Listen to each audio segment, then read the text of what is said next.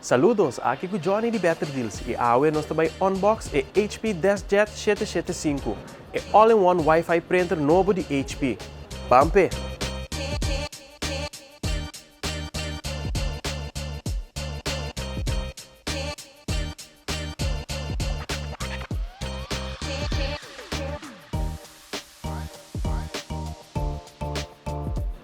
Aqui nós temos o all-in-one Deskjet de HP.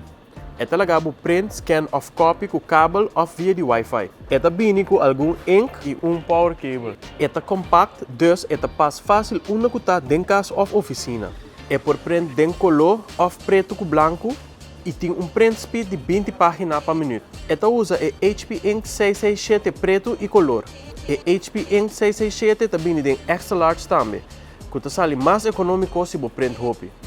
E setup está roupa fácil. Começar com quitar todo plástico ou sticker for de printer. Depois hinca o printer dentro corrente.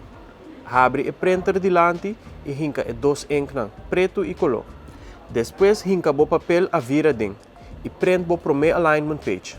Essa aqui também calibrar o printer para o melhor resultado. Ora essa aqui acaba de print, scanne para acabar o processo. Para acabar de conectar o printer com Wi-Fi, prime o paper button plus o info button para eu. O printer lo print o número e password de Wi-Fi printer. Conectar essa aqui via de HP app e bota clapa print for de smartphone.